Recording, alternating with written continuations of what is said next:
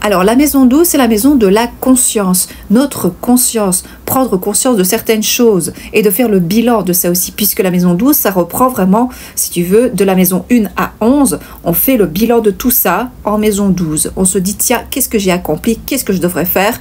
Qu'est-ce qu'il faudrait faire pour pouvoir y arriver? Pour justement démarrer dans la maison 1 avec certaines planètes qui vont nous aider à justement aller vers ce but-là, qu'on se donne un objectif, hein.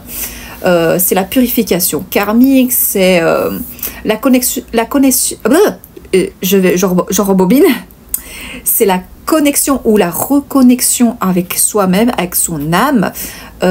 C'est aussi une spirale énergétique, je vais dire, qui va un taux vibratoire qui est assez gros et assez intense et qui va voilà, si par exemple on a un Mars en maison 12, je prends un exemple comme moi, ici qui est en bélier, donc moi je suis taureau, eh bien ça pourrait aussi représenter une énergie qui est trop étouffée et trop intense, et donc du coup cette énergie-là, elle ne peut pas s'exprimer spécialement si on ne se repose pas assez, si on ne fait pas de la relaxation, si on ne fait pas du yoga, on peut avoir du stress, de l'angoisse, on peut avoir...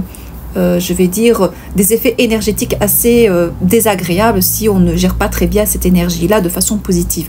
Donc, pour transformer cette énergie négative-là en énergie positive, je pense qu'il serait pas mal, par exemple, pourquoi pas faire de la méditation, se reposer. Alors ça, c'est un truc que je sais pas faire, hein. Se reposer. Bon, je me suis obligée à le faire parce que j'étais trop éclatasse. Donc, finalement, c'est vrai qu'on peut avoir des très gros coups de fatigue avec un Mars en maison 12. On peut avoir un sommeil très perturbé, ne pas bien dormir du tout, ne pas très bien récupérer.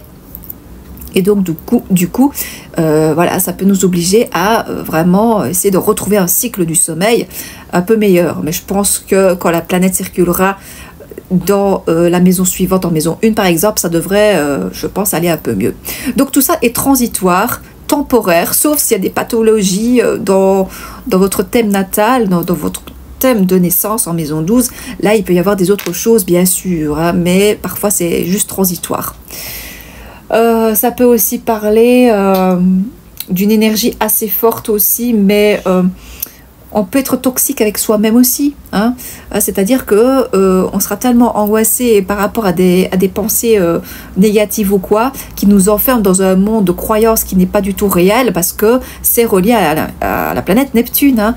Donc, voyez, il faut tirer le vrai du faux. C'est un peu ça.